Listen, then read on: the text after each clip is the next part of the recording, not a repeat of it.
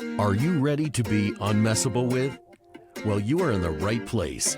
Welcome to Be Unmessable With, the podcast where you get the inspiration, strategy, and coaching to be unmessable with, no matter what life throws at you. And now, your host, Josselyne Herman-Saccio.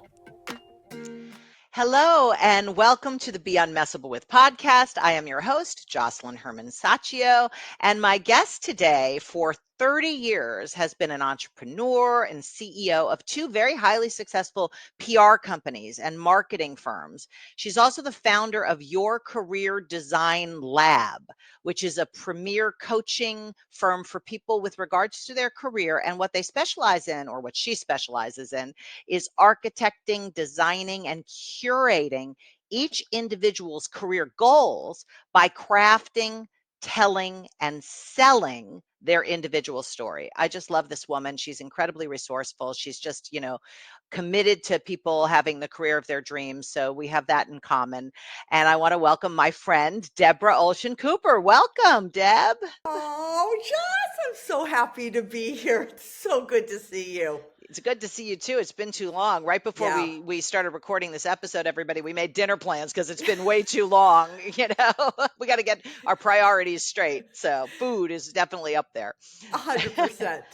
So tell Yeah. us a little bit, that was a very short intro for a vast Great intro. career, but say, a little bit, fill in the blanks for people, like how you ended up doing what you're doing, because it is really specific and, it has a mission behind it. Oh, thanks, Joss. Well, as we all know, everybody is kind of like on their journey, and this has been a really interesting journey. And I was just writing something before, and I realized that I just am a serial entrepreneur. I mean, that's just, there could be other serial bad things you Yes, could be. at least it's not a negative. You're not like a serial killer. You're not a serial rapist. You're, serial entrepreneur. Okay, we'll take it. Exactly. We'll take it. And I think it really comes from my dad. My dad was a entrepreneur in his time in the sports arena.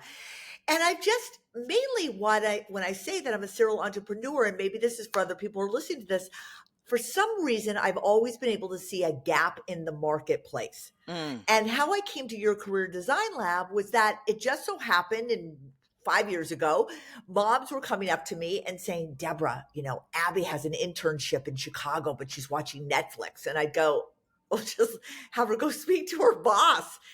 She can't do that. And I'm like, what? I said, then have her email. She can't do that. And then my cousin called me with my niece. And I was like, wait a minute. There are young adults out there that don't know the first thing about how to go about their career.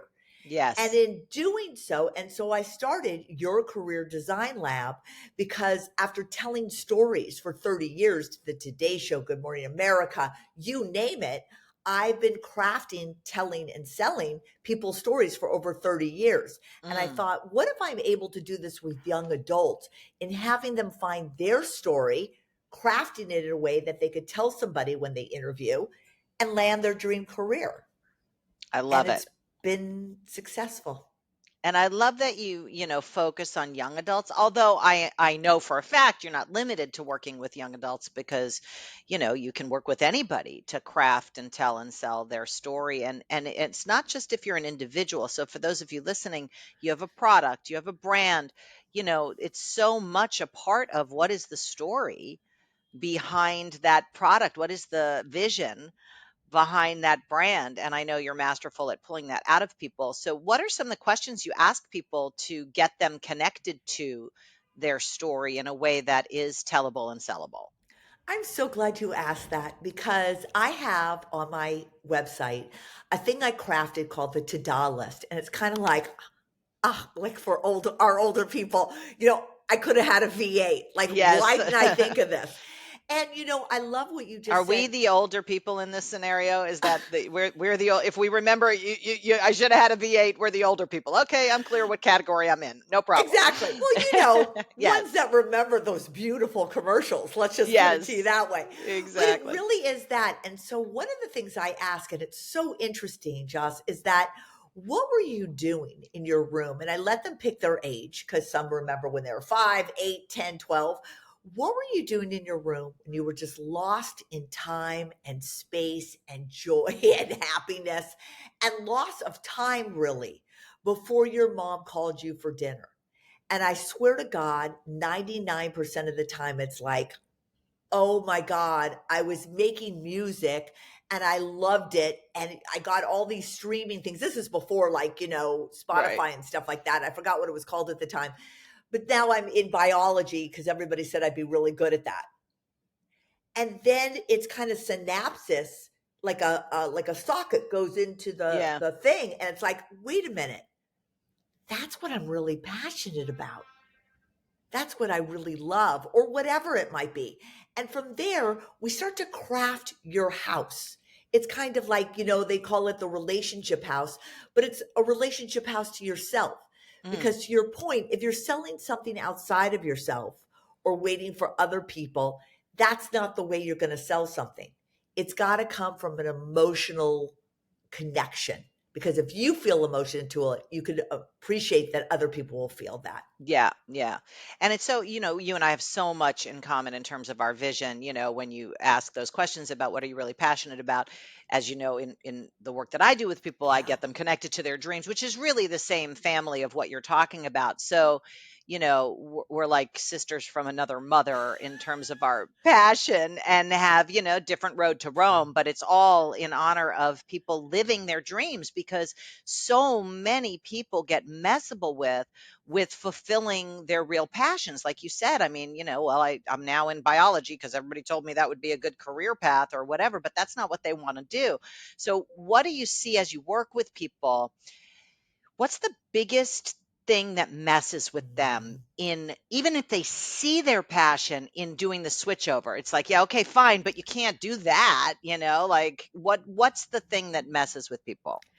Their limiting beliefs. I'll tell you something, Joss. When I started this, I thought, oh, it's just like a linear path. It's like, okay, what did you do in school? Let's go through the 40 proverbial questions that everybody's going to ask you. What are your strengths? What are Right. your weaknesses? What do you want to do 5 years from now? And let's get you to a career. But what's been fascinating to me and something I could have never predicted is that it's the excavating of who someone is and excavating their limiting beliefs. I'm not worthy. I'm not good enough. And all these external things that I really have to say, it's like I came up with a thing kind of like shift your shit. Because I gotta like literally have a visual for this, like a shovel, and I'm shoveling off the shit that all of us have been put on for years and years and years. And I go back to exactly let's go back to the room. Let's go back to the room or outside, where you were finding your joy and your happiness and time Yeah. just flew. And that takes a little bit of time. But Yeah. once you find that, the confidence level, the conviction to the dream, like you do, it's incredible. Yeah, and then what do they have to develop? So what have you found when you work with people, Mm. once they get that unlocked, what's the pathway forward? Because okay, so now I'm in biology, I reconnect with my dream about music, but now what? What kind of process do you put people through or support people with so that they can actually fulfill on that rather than be like, okay, now I know what it is, but what do I do now? Exactly. Well, I love what you just said because it really is an internal shifting. And what we do is rewire the thought processes that are keeping them from living their dreams and reframing them by building the story of who they are now in their dream. And, I'll say something personal about this right now because it's interesting as we're talking. I'm creating a play, something Yeah. that's really, really dear to me. And I stepped into actually living it. And I know this is what you do, Joss, and I am living, breathing, eating it to the point where the other day I went to like a play reading, of my co-producer invited me to a play reading, and I'm sitting there for like investors and stuff, and I'm meeting the person who produced Cabaret, or and I'm like kind of just standing there going, wait, is this like real Is this or is real? this Yeah. Memorex? Because he's like, let me introduce you to my co-producer, Deborah Olshan Cooper. She's come up with this idea. And as I'm listening to this, because I started this last summer. I remember. I went, this is the actual ability that you teach people and that I teach people in their careers to step into their dream. I know nothing about plays except for seeing them and paying a lot of money for them because I like sitting up close. And here I am actually being in the play world as a real co-producer. It's magical. It's magical when you, and even if you don't know what you're doing, this is like, as you know, because we've worked together before, you know, what I say about being unmessable with it isn't about being tough or being like impervious to your feelings. It's about being able to stay in that space of your dream and your vision and act on it. Even if you don't know what you're doing, it doesn't even matter. You're succeeding, you're failing, but it's magic because it's a space of vision and creation, as opposed to that world of being messable with and reactionary and surviving and all of that.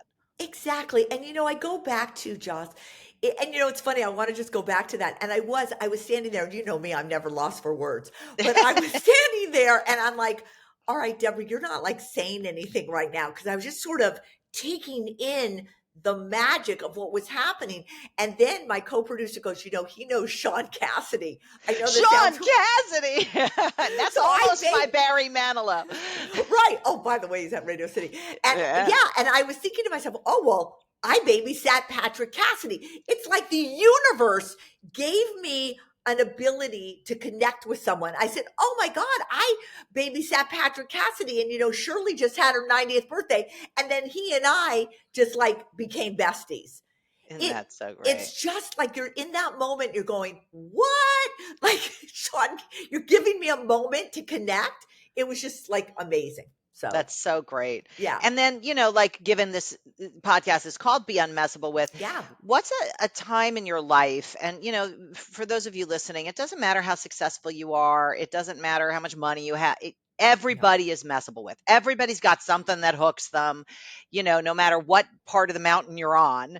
And there are times in our lives where something happened or a difficult circumstance where you easily could have gone down for the count. You easily could have just been like, whatever, that's it. I'm done. What situation like that can you share where you ended up rising from the ashes, emerging unmessable with, being able to not get stopped and go down for the count? Just share something with us that I know you only have one thing. No, just kidding. I know. When we get to be the age of V8. Okay. No, but you know, Joss, it's funny you say that because I say to everybody when people go, how are you doing, Deborah? I go, and this is authentic, I am doing great and I'm divorced. And now I'm actually leaving the divorce part out. And when I say that is whether you're divorced, whether something happens in your life and you're going, oh my God. What I found was really when I traveled to Portugal this summer after my divorce, and there was something that hit me and went, this is your essence, Deborah. You've moved away from who you authentically are. And that was really huge for me. And it's continued. I just got back from Costa Rica and I could have gone down and there was sadness, but in the sadness, and this I want for everybody in terms of being messable with, you've got to find that thing of who you are. Because if you can find out who you are in any circumstance, you can rise above. And I am thankful now, in a way, that this happened in my life because finding Deborah again and who she was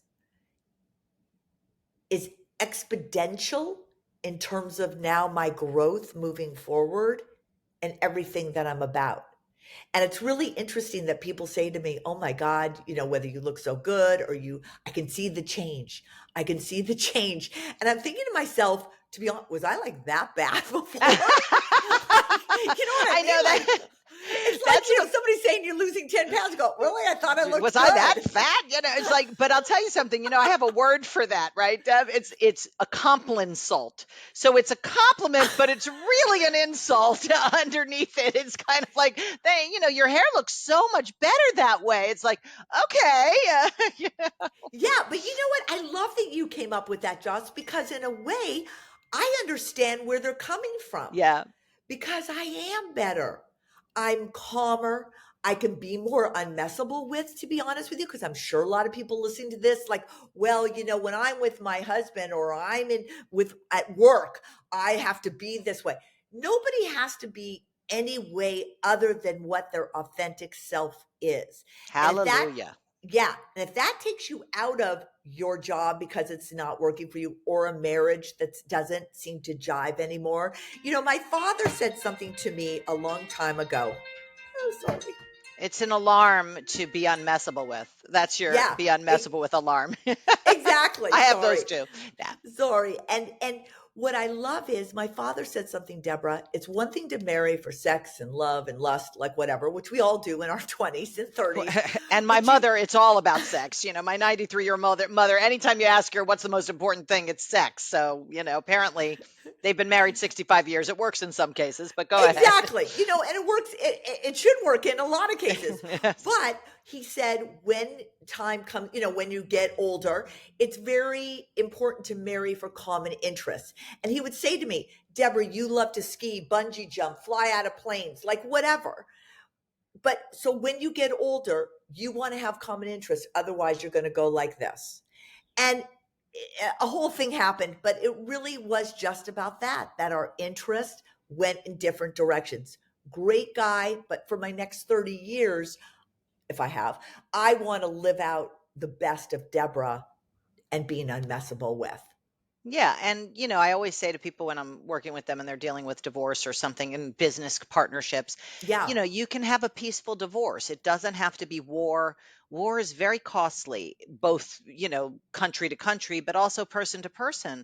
So whether you're in a business interaction that goes sour or a marriage yeah. that just grows apart, you can handle it with honor and you can still love, honor, and cherish that person till the day you die without having to be married to them and live with them. So it's a different paradigm for divorce. Absolutely. It's like Catherine Woodard had come up with the thing, conscious uncoupling. And it's kind of ironic, but I had taken it 2 years prior to it. So there was some premonition there. Seeds, you were planting seeds. You know what? In some ways, it probably was because, again, I always find the gap in the marketplace. And maybe Yeah. there was a gap that I wanted to fulfill with something, to your point, that would make me unmessable with, that the situation could be not messy. Now I Yeah. And just I thought think about that's that brilliant. Yeah. that's That's weird, but amazing. that's true.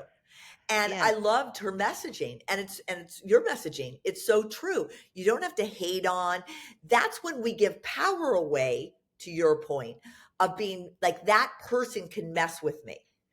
Nobody can mess with you. No, and your reaction to whatever's happened, oh, they Yeah. want this much money, they want the kids, they want this, whatever. That's all reaction. It's what's your vision?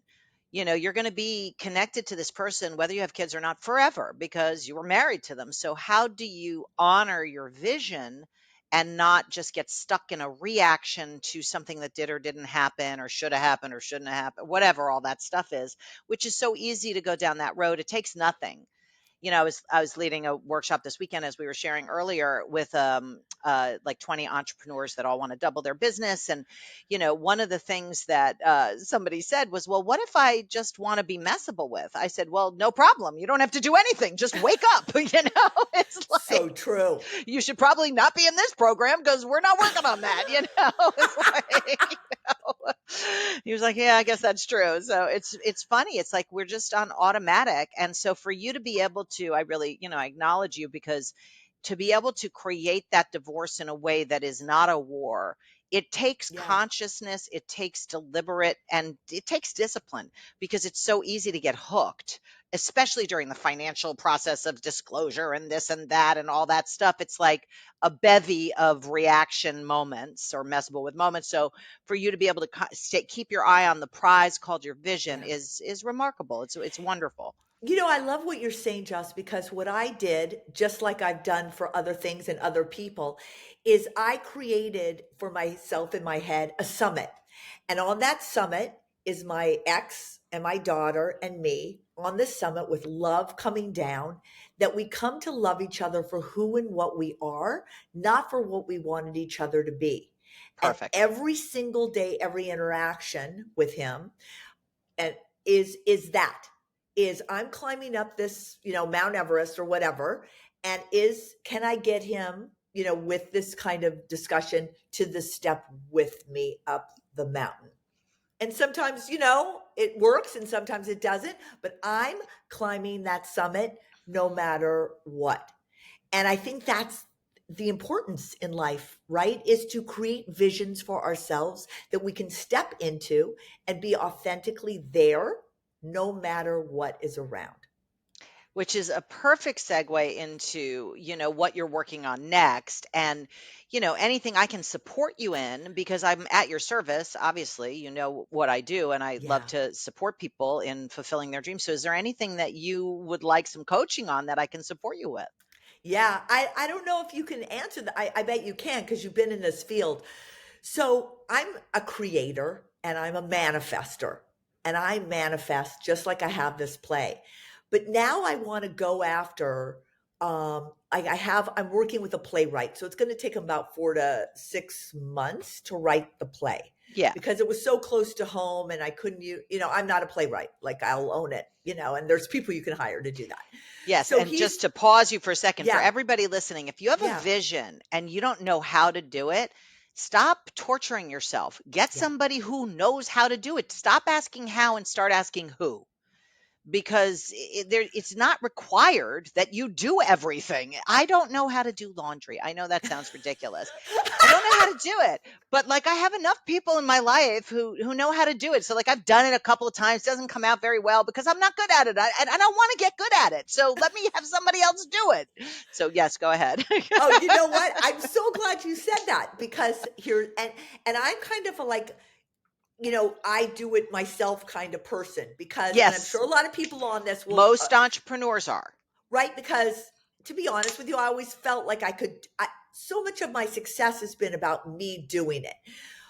But now I realize, so I know that I have to get like top actors, which the people that I'm working with are top in this business. So they have access to those people. I also want to put together like a sizzle reel, Uh-huh.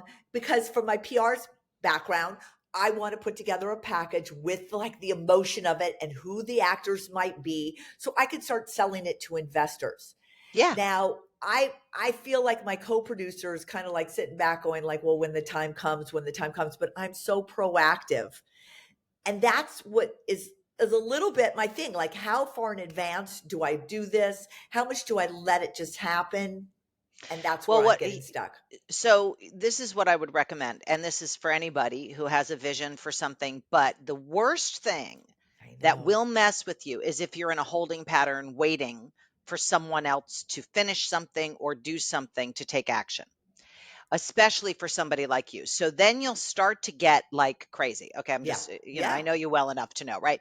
So what That's I right. like to create with people is called parallel pathways. So yes, you have the writer working on the thing. That's going to take 4 to 6 months. You're not going to sit around on your hands for 4 to 6 months. That's like absurd.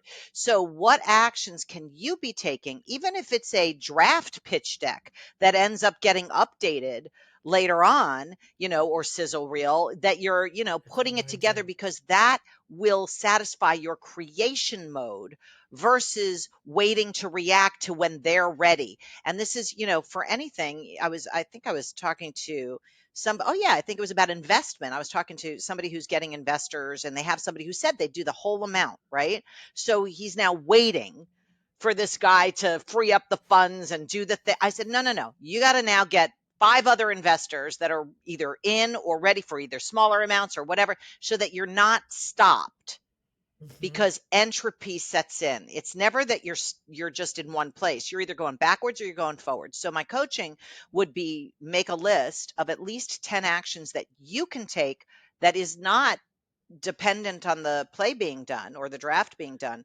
that you're in action fulfilling on your vision. Yeah. I'm really glad you said that. Because I will say, like, it creeps in, like, am I, Am I who am rushing it? Am I I? too anxious? Exactly. And but I feel the same way as you. I want to start to do the I'm looking for someone now to do the sizzle reel. I've done the IP, and I did the thing outline, so I can take that. I also have some great footage of things that I can use and just create the emotion. I've done that my whole life in PR. Why Exactly. can't I do it in this?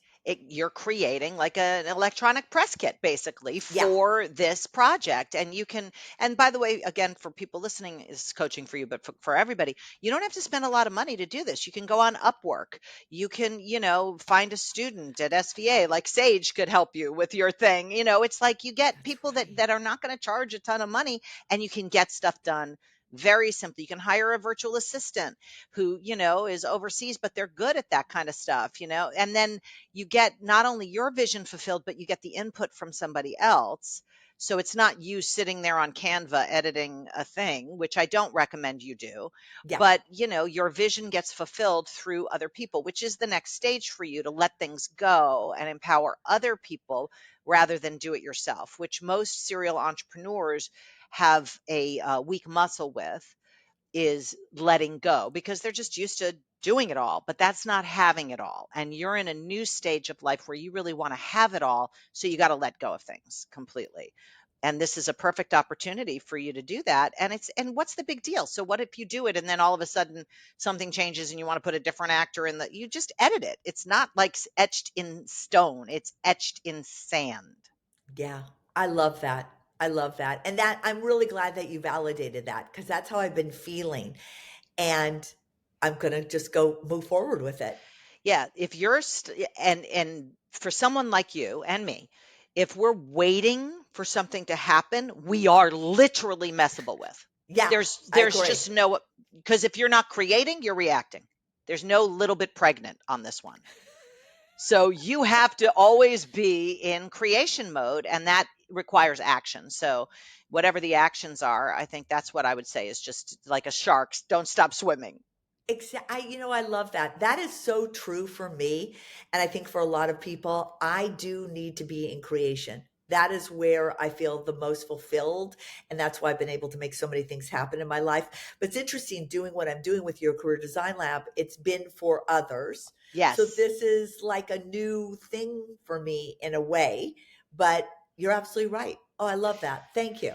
Yeah, and it's funny that you say that because, I have 3 coaches, and I'm doing things I've never done before, like even this podcast, right? So it's like I don't know what Oh, I'm doing. I'm just wow. kind of like making it up and everything. So what I've found, and I am a master coach. I've been doing it for 35 years. I mean, I really am masterful at coaching anybody, but I can't coach myself. And even though you're So masterful true. at coaching people, you can't coach yourself. Why? Not because you're not competent at coaching or masterful at coaching. You can't see what you can't see. And the coach's job is to see what you can't see so you can be who you want to be and produce the results you want to produce. So this morning I was talking to my coach, and I was like, well, what about this thing? And it seems so complicated and I'm not sure. Maybe I should wait. And she was just like, no, no, no. All you have to do is blah, blah, blah. I was like, oh, okay, fine. And then the floodgates were open, but I wouldn't have come to that on my own. And it wasn't complicated. It's just I didn't see it. Yeah. And that's the nature of coaching. And what you do with the people that you work with is you illuminate the blind spots so they can now have an access to action to produce the results that they want in their career. And that's, the joy of coaching is to empower somebody to see something they didn't see so they can fulfill on what they want to fulfill on. You know what, Joss? I just love that you said that because when I go back to what I discovered about myself this year, post divorce, is going back to seeing who I really am at my Yes. essence. And that's really interesting that you say that. And that's been a lot of rewiring. But I was this, and I was a wife, and I was a mother. It's like, no, but you like being in the jungle, hearing the howler monkeys. You know what I mean? Swinging from the rafters and being in a Jeep that's like going like this for 2 hours. That's who Remind me you we're are. not going on vacation together. That's like Well, it did go to definitely it did go to a five-star hotel. okay. So Okay. yeah, yeah, you'd be Paris, good. we'll meet up in Paris for food, but the jumping out of the bungees and I'm like, if it doesn't have a lobby, I don't want it as a hobby. Okay. Yeah, you know what? But that's funny that you said because that's how he and but that is who I am. And Yeah. to see who you really are and have moved away from is just that's just Yeah, that is. extraordinary. That's like a rediscovery, which is so Total. like an awakening. That's what it is. It's an awakening of something that had been dormant. Yeah. Yeah. Yeah, And it's that's what beautiful. I bring out in everybody. But that's just interesting when you say you couldn't see what you couldn't see. I love that. That's so Yeah. true. Thank you, coach.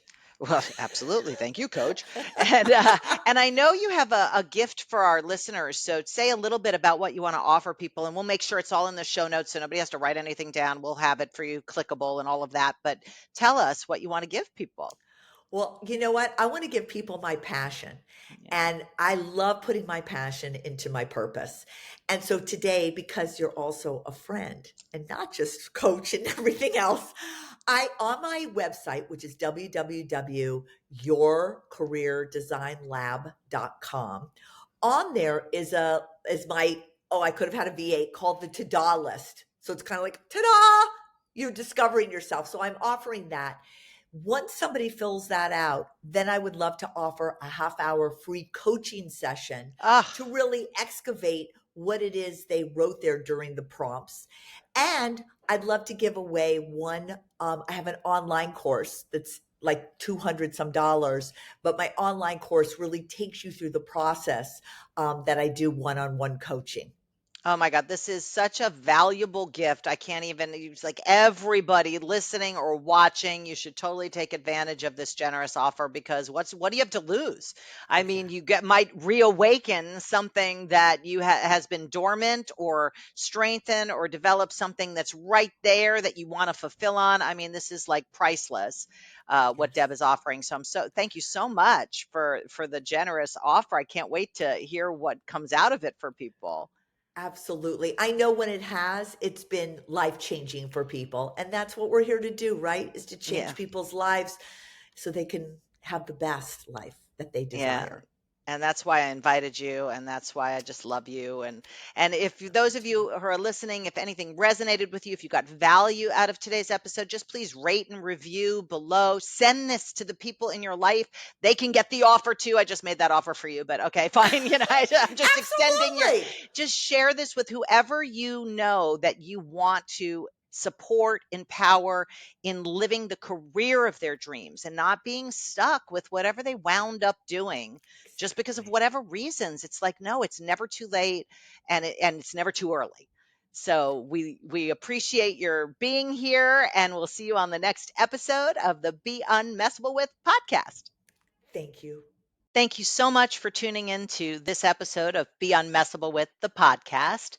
And I never take for granted that you've spent a little time with us today. And I want to make sure that you get value every time you do. So, in that spirit, I want to offer you my free Transcending Imposter Syndrome workbook. And this is if anything around imposter syndrome messes with you, this is a way to disappear that whole thing so you can emerge unmessable with. I also look forward to hearing from you any feedback and any ideas for future episodes that would support you in your unmessable with journey. Thanks again and see you next time.